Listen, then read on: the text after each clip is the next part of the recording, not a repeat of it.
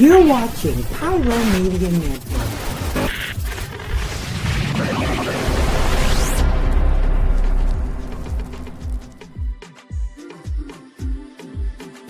We just keep on walking, but never really getting nowhere.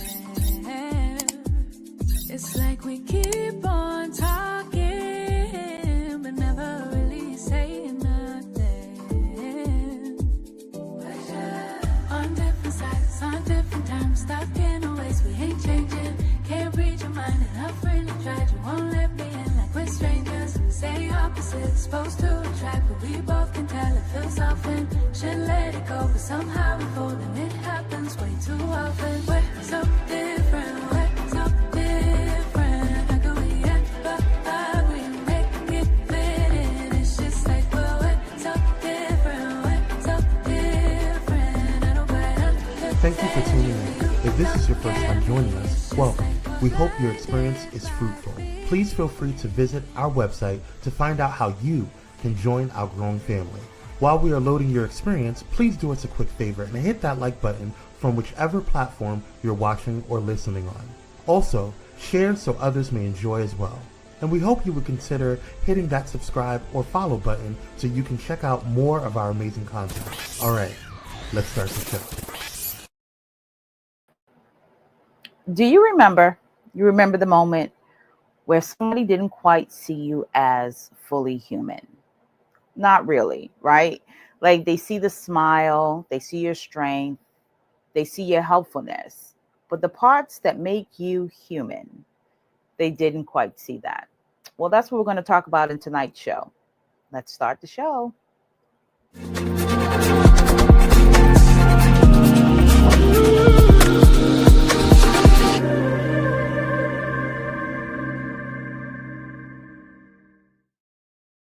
And welcome back to another episode of Tammy's Take. I know you guys have missed me because I have missed y'all. Okay, so tonight's show was inspired by, yes, TikTok. Okay, so for those of you who follow me on TikTok and you know me from TikTok, you know that I've been having that conversation over there, but I really wanted to bring the conversation here because I think I wanted to have a more layered conversation about this issue in particular. So I made a TikTok talking about the workplace. So this TikTok I did last year, and it's kind of going viral again. Every time I've done this TikTok, it kind of moves through the algorithm. So what that tells me is that people are interested in this topic itself, and people are relating to it in ways that I maybe did not appreciate the first go around, that I'm learning or having a new appreciation for this time around. So right after the election, a lot of people were heartbroken. A lot of people were in shock, and a lot of people were trying to navigate, where do we go from here? What do we do next? And part of the people that were trying to figure out where do we go from here? What do we do next? Happened to be a demographic of people that I am really, really familiar with. And that demographic of people were white women. So a white woman comes onto TikTok and she does this TikTok and she says, Black women, how can we let you know that you are safe? Now, when she asked the question, we were in a heightened phase of people coming down from the election loss of Kamala Harris and just trying to figure out, what does this mean for us as a country? And so white women decided, well, we got to identify ourselves somewhere. We got to let Black women know and Black people know that we were not the group to vote for MAGA. We're not MAGA. We are, liberal. We voted for Kamala. How do we let them know? So they started coming up with the idea of blue bracelets, right? Because, white women love to craft. They love a crafty idea. So they came up with the idea of blue bracelets, and, everybody was like, okay, that may be good for you guys, but that doesn't help us. So this white woman comes on and she asked a question I felt was in good faith, and I answered it for her in good faith, right? And so now I re-uploaded that video or shared it as on this day. The video goes viral again. And now I have two groups of white women in my comment section. And I'm really grateful for this second go around because, again, I feel like it opens up a discussion that I want to have. One that I have in my professional life that I'm bringing here to the show. And so there's two types of women showing up in my comment section on that video. And the first group It's probably like a lot of you that's watching the show, right? Maybe you're an introvert. Maybe you don't really like talking to people. Maybe the niceties gives you the itch. You hate when people are too nice because it feels too fake. It feels performative. It doesn't feel real. And so you kind of like your distance. You don't like having to do the office, shenanigans. You kind of like coming into work, going to your desk, sitting down, doing your job, and going home. And if you make a friend, if something else happens, fine, but it's not something you're looking for. So you're that kind of white woman, which is after the heart of most Black women.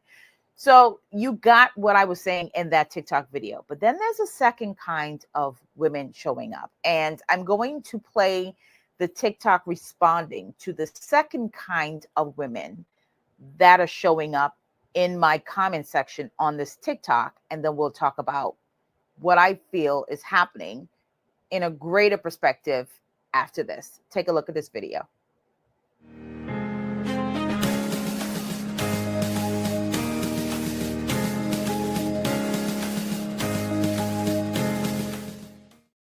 I completely get this. I really don't like people pushing up and forcing conversations with me either. So I get this. I understand this, right? And those are the white people that I believe that may have some racial bias, for sure, may have some bias around ethnicity and nationality and all the things that we have biases against. Like none of us are exempt from being biased, right? That's none of us. And then there are the white people who fundamentally, and I want you to please take this in the spirit that I'm saying this to you, right? Because this is not an attack. But then there's the white people who fundamentally do not see Black people as fully human. Now, you may say, no, that's not true. Of course I do. What I mean is, you don't see us as fully human in that you can have disagreements with us. You can sometimes get it wrong. You can sometimes say something inappropriate. Like, you don't see us as fully human. You see us as these people for which you have to gently navigate around these things that you can't offend, that you can't break. And Black people are not afraid of being offended if we know the intent behind the offend, right? Because sometimes we offend people, whether we're Black, white, or whatever. Sometimes we offend people inadvertently, right? And we see them as enough. We see them as human enough to engage with us and say, yeah, sorry, don't say that again. Yeah, I don't appreciate that, right? And we don't have to fall apart at that. We can see that as a human interaction with another human for whom I either made laugh, I made upset, I made cry, I made feel less than important, whatever feeling you evoke in that person. I see you as fully human. And the white people who come into the comment section and say, well, I have a concern, or should I do this, or should I do that? You don't really see Black people as fully human, right? Now, I wrote a book called The Empathy Gap. It is Black and White. And I highlight the different ways that empathy has been conditioned out of white people for Black people. And you will learn a lot. I think you will learn more than just, you're not going to come to this book and just go empathy. You're going to learn some things. So I would recommend the book. So when you say things like, I hear you, but I feel like if I leave Black people alone, they're going to read that as something else. We're going to read it based on your body language. We're going to read you leaving us alone based on how you engage in that leaving us alone, right? Like if you come in and say, good morning, Tammy. Good morning. I don't know what your name is, Shaf. Good morning, Shaf.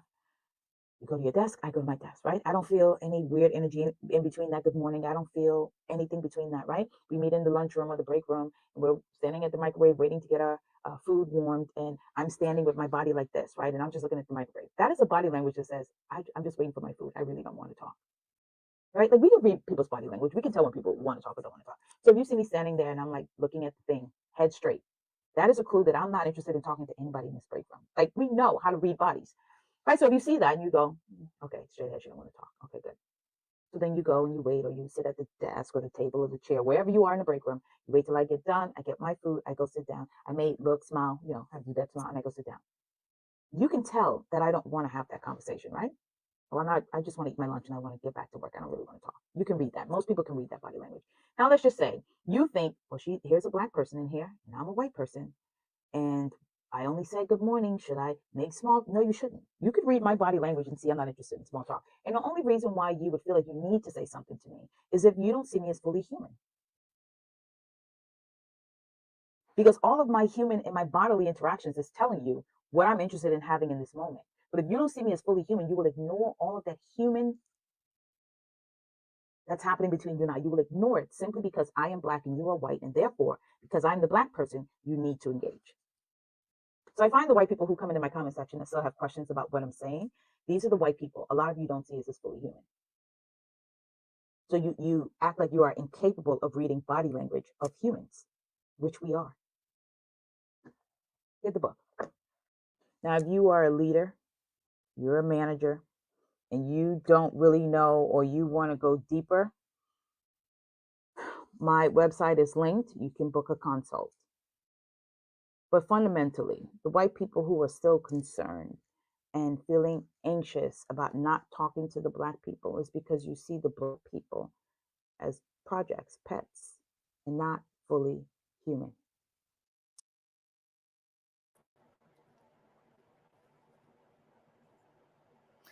Okay, so you guys saw the video, right? And so that was a response to a young lady that said she was concerned that she didn't want to appear to be not nice and she needed that. Now, something I said in that video that I had to come back and later correct. And I corrected that based on the work that I've done, the orgs I've worked in, and the white women and generally the white people that I've worked with. I said in that video that you could read body language, and fundamentally, it has been my experience that a lot of white people don't know how to read body language well. When I did trainings, and part of the training was setting up scenarios where I gave people a feeling to feel like, I want you to go over there and I want you to feel annoyed or feel like you are, or angry, or feel like you are, whatever feeling I gave them, that I gave it to them. And then you would have people come into the room and they would have to engage with the other person. And based on the body language, based on the tone that the person was speaking in, could they read what that person may have been feeling? And consistently, a lot of white people failed at being able to properly read body language and tonality, right? Most of the white people found tone to be angry, even when the tone wasn't angry, or found the tone to be welcoming when people were just trying to be polite but did not want to be bothered. Like, their ability to read the body language and tone was a bit off. So I had to go back and correct that. But fundamentally, what I'm saying in this video is that when you feel like, right, and we're talking about this in terms of black and white because that is the context by which this conversation came out of. When you see people as fully human people have disagreements. Fully human people argue, right?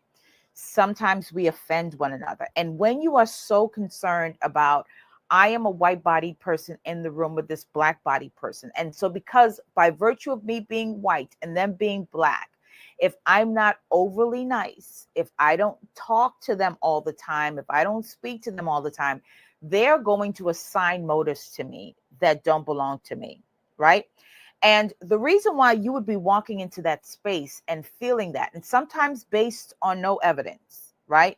Which means you didn't walk into a space where you yourself was annoyed, you yourself was angry, you yourself wasn't even thinking about anybody in the room, let alone the black person or the white person, right? And because you, as a white person, was angry or annoyed, that the black person was assigning some racial motive to you, right? And I'm not saying that that doesn't happen, because that happens going in both directions. But you get to come into a space and you get to expect people to understand that you are angry, that you are annoyed, that you don't want to be bothered. And sometimes, you know, when white folks come into spaces with us and we can tell that they're angry, annoyed, we know not just leave them alone. You know, don't ruffle that feather. Whereas white people don't often pick up on those cues.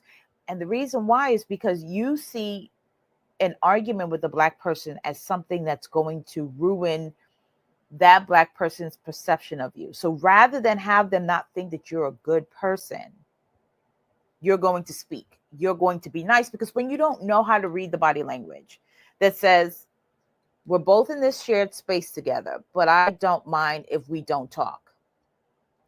We're both in this workspace together, but I am fine if you don't invite me to lunch. We're both in this group together, and I'm okay if you don't invite me to the happy hour.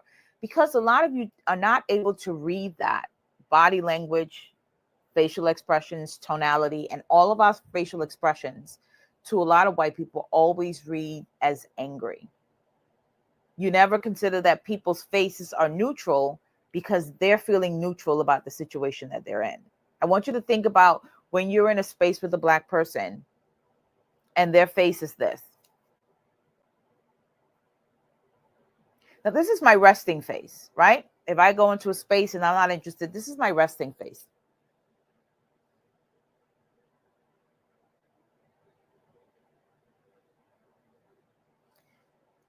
I can't tell you how many times white people have interpreted my resting face as angry. And my face is just resting. I'm not angry. In fact, I probably was thinking about what I'm going to eat. Or I probably was thinking about what my kids did or did not do. Like so many other things was happening in my head while my face was resting. But the person, more specifically, the white person watching my face, read that as me being angry. And you do that with a lot of Black people. And so because you think that we're angry, and most of the time you think we're angry because you're in the room, when a lot of times we're not really paying that much attention to you being in the room. And so then what you try to do to combat that feeling that you're having, you're uncomfortable. And so because you're uncomfortable and you want to make yourself comfortable in this space and you want to make yourself feel better, you start being overly nice to us. You want to talk to us. You want to engage with us. And because, particularly in a workplace setting, because we understand how not being nice to you can play out for us, now we're being forced to engage in conversation with you. We're being forced to engage in interactions with you that we did not want. And so when this commenter said, well, I don't want to not appear to be nice, or I don't want to hurt people's feelings. And it's because you see any kind of conflict with Black people as something to avoid. Whereas humans have conflict. Humans sometimes offend people. Humans sometimes say the wrong thing. Humans sometimes get angry. Humans sometimes cry, right? And so because you don't want any emotion from that Black person other than gratitude that you are there, or to be nice in return, or to make you feel comfortable about your presence being in the room with them, now you're forcing the interaction with them. And you're forcing us to interact with you because you don't want to feel uncomfortable about being in a space with somebody who is Black, whom you may not get, you may not understand. And frankly, if you just allowed yourself to rest and not feel the need to be talking to us all the time or engaging with us all the time, you would figure out whether or not you want to actually be friends with that person, not that Black person, that person. If you could just bring your body to rest, you could feel the energy, the vibes, right? Because as Black people, when we go into spaces with Black people or anybody, we rely heavily on what the energy feels like in that space. You know, Black people say all the time, they go with telepathic, like we can tell, we can read energies, and sometimes we can talk to other Black people in the room. And part of that is because when we walk into a space, we can assess the space. But a lot of white people, when you walk into spaces with us, if you're the white person walking into the space with the Black person, immediately you feel uncomfortable. A lot of you, almost immediately. And when I say you feel uncomfortable, I'm not saying you're feeling uncomfortable in a racial, racist kind of way. You just feel uncomfortable because you don't know what to do. You don't know if you should talk, over-explain in some way, as this white woman was asking in their video, in some way let us know that you are a safe white person. And I'm going to give you a tip. For a lot of Black people, there is no such thing as a safe white person. As a collective, right? As a collective group, we don't feel safe collectively with white people. Now, I may feel safe with you individually as a white person, but collectively we don't feel safe. And until we know you, you are showing up as the collective. In the same way, until you know us, you're treating us as a collective. I think a lot of white folks are so used to treating Black people as a collective, right? Whether you realize it or not, you treat us as a collective, but you expect us to not treat you as a collective, to treat you as the individual. So you treat us as the collective, not fully human. You treat us as a collective until we've proven to you that we are the individual. Yet when we treat you as a collective, until you prove to us that you are the individuals, a lot of white people will buck at that. Well, why are you lumping me in with all white people? That I'm not like everybody else. I don't do that. I don't say that. And the response is, I don't know that. And if you walked into the space and saw me as fully human, you and I could both assess what our energy gives. Because you may not like me. And it may have nothing to do with the color of my skin. Absolutely nothing. You may just not like me.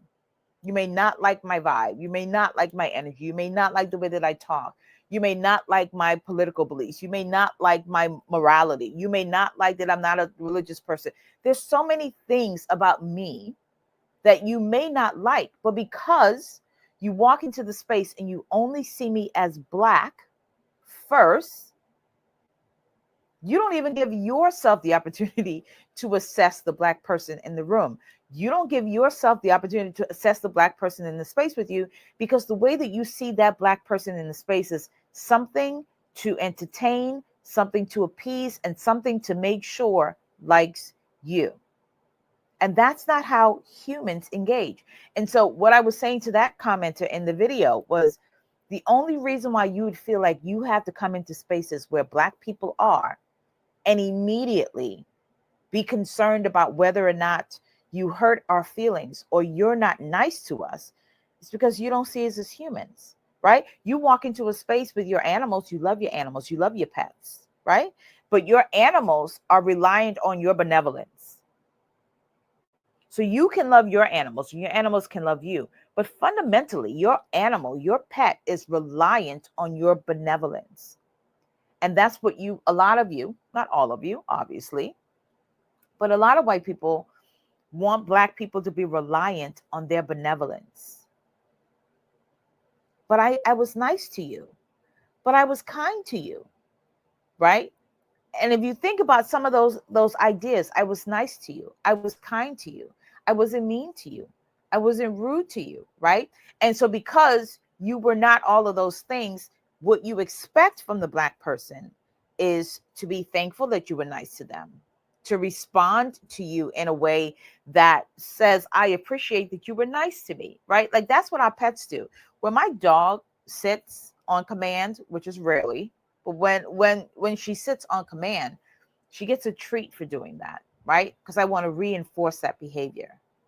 And when you give your benevolence to the Black people in this space, right? Because you're the white person and I'm the Black person, and you talk to me, you give me your benevolence, and I don't respond as if I want more of your benevolence or more of you, and I don't respond that way. You're like, you ungrateful person. Why are you rude to me? I'm rude to you because I was sitting here quietly by myself. My body language displayed that I was happy to be sitting at this desk by myself, eating my lunch. Nothing in my body, nothing in my movement, nothing in my nothing said to you, come over. Nothing. My body language was closed off. In fact, I had my hands folded. I was watching TV. I was in the break room, focused attention, arms was folded. Everything that says I'm paying attention to that and I'm not letting anybody else in. But because you're white and you feel like, well, I don't want to show up. This Black person is in the room with me and I don't want to not seem nice. I don't want to seem rude. I don't want her to think that I'm not talking to her simply because she's Black. You will ignore all of that. You will come into my space, break my attention from watching the TV you see my eyes planted on. You will ignore that I have my arms folded as a way of saying, I'm not interested in anything from anyone. You will ignore all of that. You'll be like, well, hey, how are you? And now I have to break my attention and I have to turn and I have to respond to your benevolence.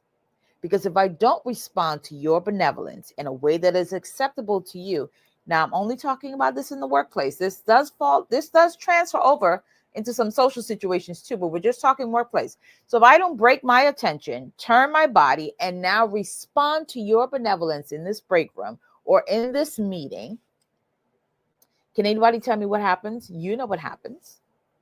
There's a complaint made to my boss or supervisor that, you came into the break room and you were trying to be nice and you said hello and I ignored you and I refused to speak and I made the workplace uncomfortable. I made the workplace feel a little hostile.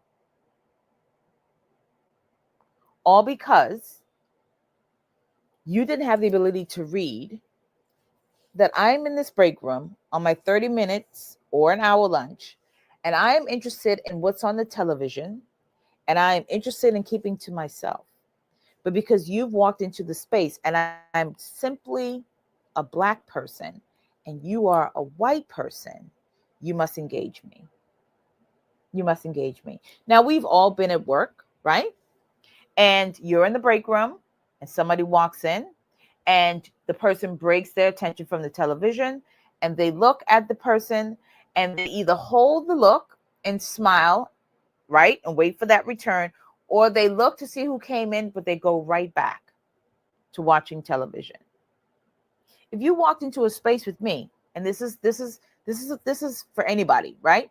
If you walked into a space with me and I looked away and held your stare, I'm interested in talking to you. I'm interested in speaking to you. But if I just looked, acknowledged that you came in and turned back, I'm moving my focus back. But a lot of white people don't know how to read like that. To me, that's such a obvious signal and clue that white folks keep missing. Now, we're going to break for a commercial. And after we come back from the commercial break, I'm going to tell you what you can do to make sure that you're engaging with people, Black people and white people, as fully human people. And some of the cues that tells you whether or not somebody wants to engage with you, whether or not somebody wants to talk to you, so that when you are engaging with people, you are always engaging with them as if they are to you fully human. I'll see you after the break.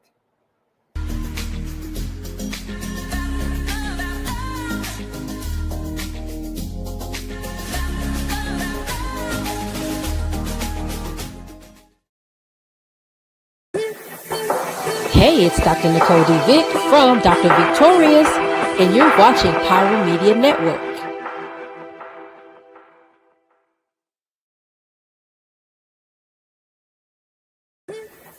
Hey, it's Pastor Kim from It's Just Kim Live Show, and you're watching Pyro Media Network.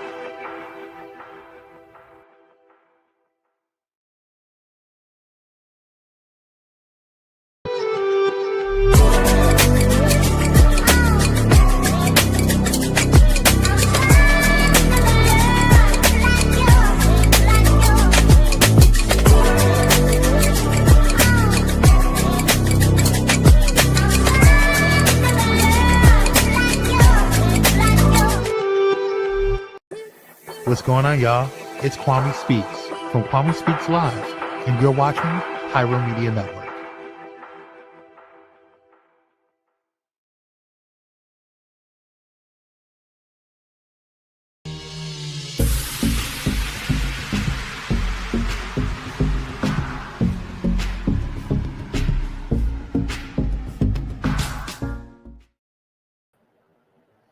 Welcome back.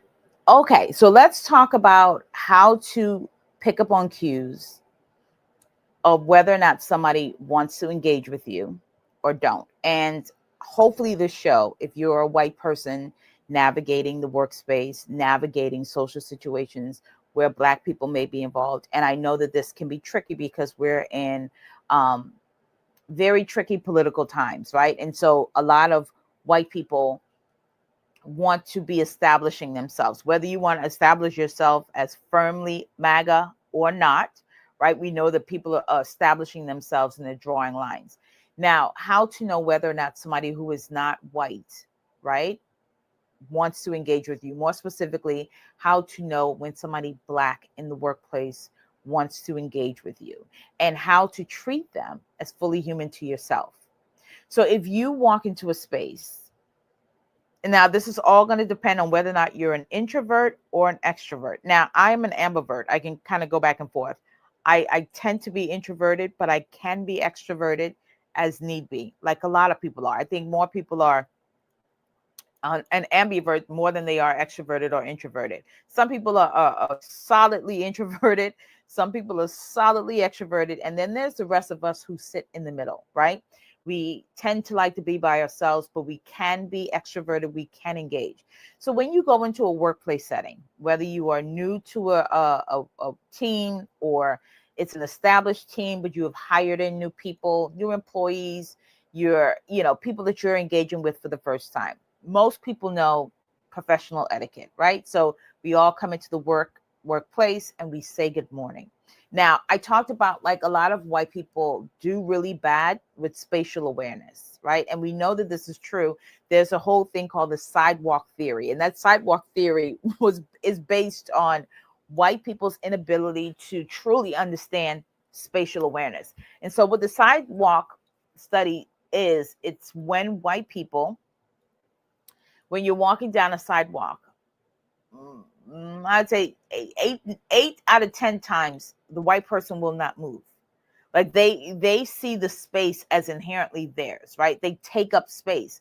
So they will not move. They expect the other person to move. And when you don't move and they run into you or they bump into you, they're almost stunned that you ran into them because they really had no intention of moving. And so their ability to understand spatial awareness is a challenge, right? So I know, and again, working with white folks and kind of doing these trainings, that a lot of you don't have spatial awareness. So when you come into a space with somebody who is Black specifically, you're going to do the office pleasantries. Good morning, right? Typically when people want to have more conversation, right? Whether it's you or them. So if I walk into a space and me and my producer are working in the same spot, right? And this could change because, personalities change, things happen at home. People get, a lot of things happen when we come into the workplace. But if I know me and my producer, Kwame, every morning when we come into work, I say, good morning. And he says, hey, girl, good morning. Right. And maybe he does like one of these and I do one of these and we get to checking out each other's outfit and, we get to talking. I know we both are engaging in body language that says, I want to talk a little bit more than good morning. I want to say a little bit more than good morning. Right. Like we have a relationship. So we chit chat and like, well, what'd you do last night? We start doing that. Now, if I come in one morning and I see Kwame and I say, good morning. And he says, good morning. I can tell that good morning is solemn. Maybe it's dry. It's not a usual good morning that I get from him. So one or two things is happening, right? Either he is worried about something, either inside or outside of work, right? And so I may say, is everything okay? And if he says, yeah, and that yeah is short, what that signals to me is that obviously something is not okay with him, but he's not wanting to talk about it. That is very clear to me. And I know that based on what his body is doing. It's not turned to me like it normally is when I come into a space. And the way that he's responding to my good morning and is everything okay is very short, maybe even curt. So what that tells me is that there is something wrong and he's not interested in talking to me about it now or talking to me about it at all, right? And so I pick up that cue, I go to my desk and I said, okay, well, if you need anything, let me know, right? But I don't bother him. I don't go and send him another email. I don't go to his desk. Well, you came in and, what's going on? I don't like that. Are you okay? Those two things let me know that Kwame doesn't really want to talk this morning. He doesn't want to engage this morning. There's something going on and he just doesn't want to talk. And when he is wanting to talk, when he is ready to talk, he'll do that. Either we'll catch each other at lunch in the break room, or he'll send me a message, or he'll say, listen, it's not a good morning. I'm going through some things. We'll talk about it another time, right? Now, this is somebody I know. Now, let's just say I don't really know Kwame, right? But what I have observed is that when Kwame comes in the morning, he says good morning, and he immediately goes to his desk. He's not hanging around the coffee machine with everybody else, or he waits till everybody gets their coffee, like the morning rush hour at the coffee machine. He waits till that's done before he gets his coffee. What that signals to me is that this is a person who probably likes to keep to himself. They're not interested in any kind of office politics or anything above what is necessary in the workplace. I can read that just by the way that this person says good morning, whether or not that person is in the break room when everybody's in there getting coffee and doing the stuff, whether he's in there or not. Does this person have like an off lunch hour, right? So most people, maybe you take your lunch between 12 and 1, right? But this person either takes their lunch hour earlier or they take it later. These are all cues that this is somebody who's coming into work who just wants to do their job.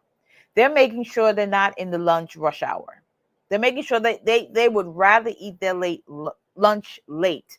They would rather eat lunch at 3 o'clock than be caught up in the 2 o'clock, the 12 o'clock, or 1 o'clock lunch hour, because they don't want to be in a space when everybody's in the space where they're going to be expected to kind of chit chat and make small talk. So they're making an effort not to be around me. So why would I go to this person and see them at 3 o'clock and go like, oh my God, you're taking your lunch so late.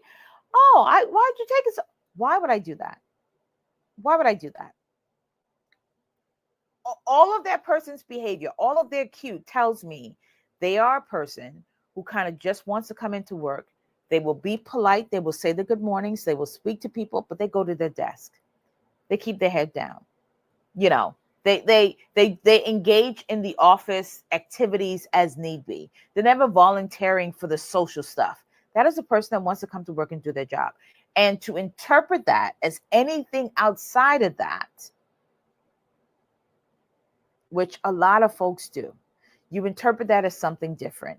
You interpret that as not a team player. You interpret that as somebody who is not for the group.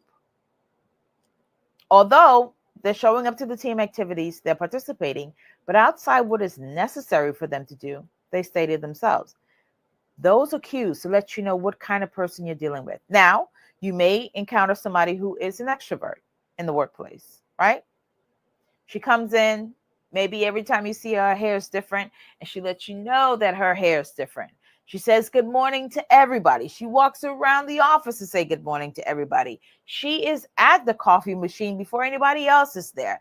And she hangs around until her favorite people comes in and she talks and blah, blah, blah. She is the person that makes sure she has a 12 o'clock lunch because she wants to be there for the lunch rush hour.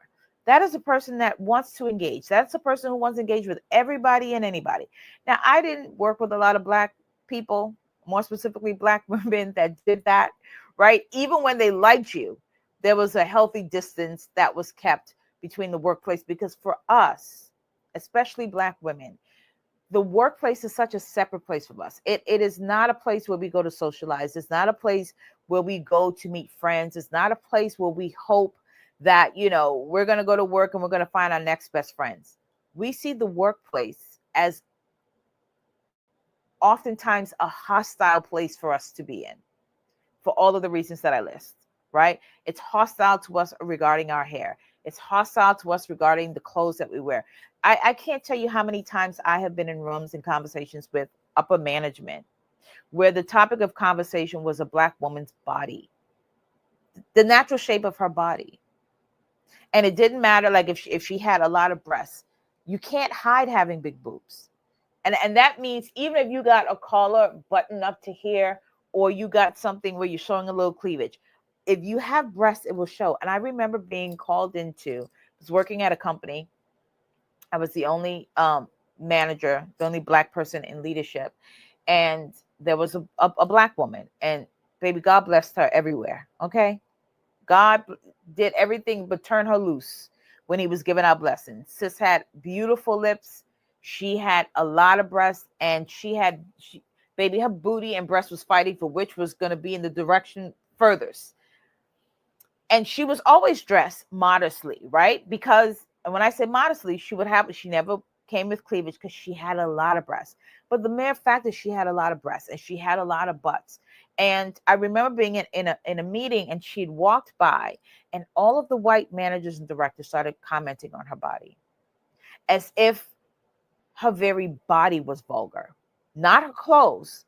The fact that they saw her body as vulgar. So for a lot of Black women, we don't see the workplace as this wonderful place to meet friends and meet connections. It's hostile for a lot of us. And so we treat it as something separate from us as people, separate from our personality, separate from our life, separate from our personal ambitions. Where a lot of white people see the workplace as a gathering place. You treat it sometimes as a very social place. A lot of you meet your friends. Some people have met their boyfriends, as we saw on the love cam from that concert. Meet your boyfriends, your wives, your husbands. Like, white people do treat the workplace more as a social club than they tend to do as a workplace, in a way that Black people don't. We treat the workplace as a hostile place that we need to go to get to be able to provide and take care of ourselves. So if you're working with Black people, right, and you fall in the category of the white people that came on that post unsure of whether or not they should leave Black people alone, because essentially that was my advice, that when you are in the workplace, how do you let a Black person know you're safe? I said, just leave them alone. Leave them alone in the workplace. And what I meant by leaving them alone is stop forcing interactions on people who do not want to have an interaction with you. And my advice to the white people in that video, which was, just leave them alone. Stop forcing interactions. Sent people in a tizzy, right? Because a lot of times people feel entitled to the spaces and the bodies of Black people. And the only reason why you could feel entitled to the spaces and the bodies of us is if you don't see us as fully human to you. You see us as things to own and possess rather than humans with full autonomy. And so when I said, leave Black women alone, stop forcing interactions, there's nothing worse than having to be in a conversation with a coworker or a boss or a manager that you don't want to be in conversation with. But if you don't, it can be perceived as you being an angry Black woman. You're not nice. You're not sociable. And this is not me saying that some people in the workplace are just not nice. There's some Black women I worked with that just weren't nice people. And it didn't matter if you were white, Black, brown, or whatever. They just were not nice people. Some white women I worked with that just weren't nice people. And the white women that I worked with that were nice people expected them being nice to be enough for me to engage. And when them being nice wasn't enough for me to engage with them, all of a sudden, I became the problem. Because how dare you not accept my benevolence? How dare you not appreciate that I was nice to you? How dare you not see me speaking to you as a gift? How dare you? And if you have been that, if you felt that, it's because you don't see that person as fully human to you, that they get to decide that they do not want to interact with you, that they get to decide how much of an interaction they have with you, if any. And that was so, that theme of the white people coming in, well, okay, but I'm not sure what to do because I don't want to not seem nice. So what if I don't speak? And part of it is, what if I don't speak and they perceive me as racist? Listen, what somebody else thinks about you is not your concern.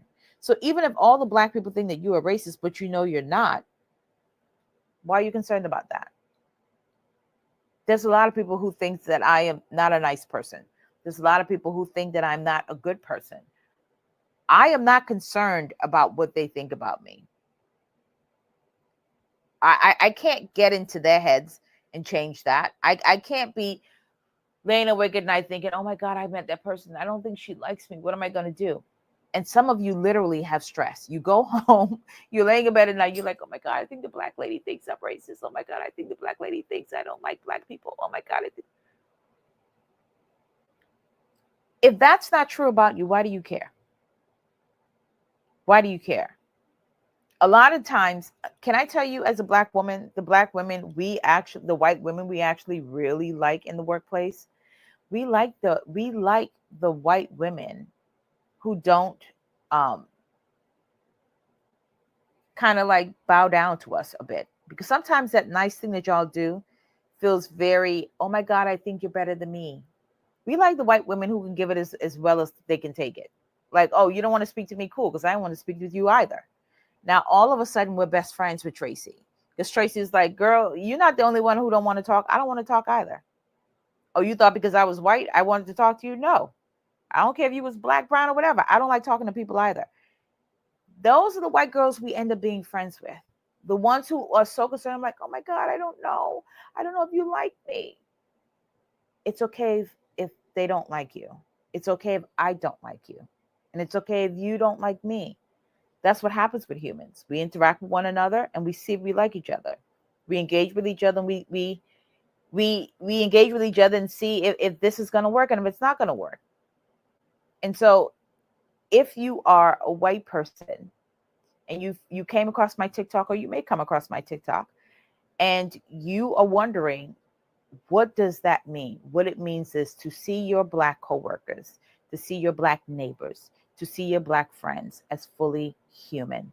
And the way that you see people as fully human, the fundamental characteristic, the fundamental characteristic of seeing people as human is to inherently have empathy for them.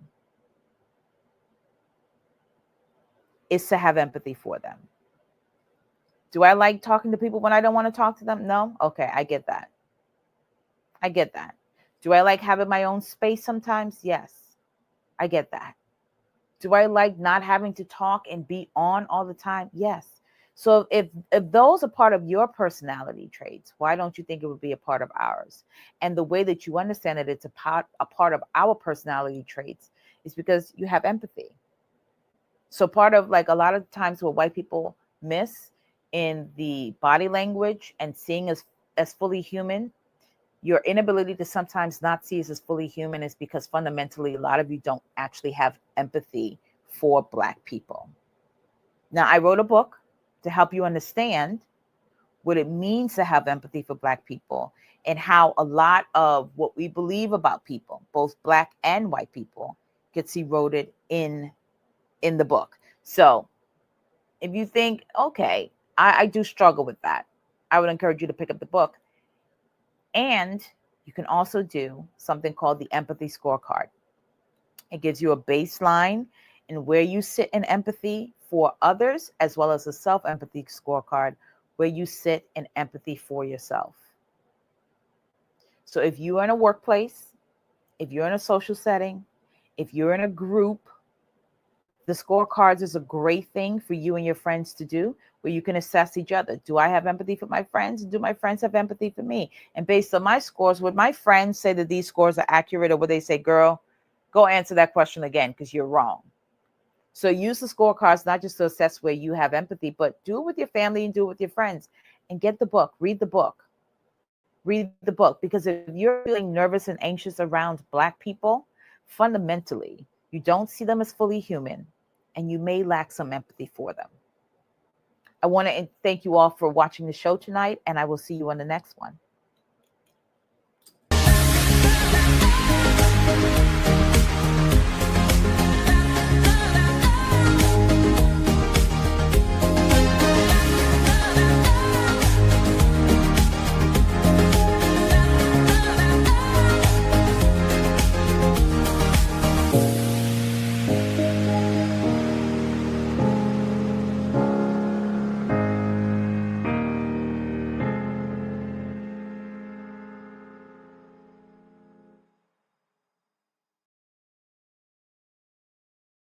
Thank you for watching Pyro Media Network. For more information, please visit pyromedianetwork.com.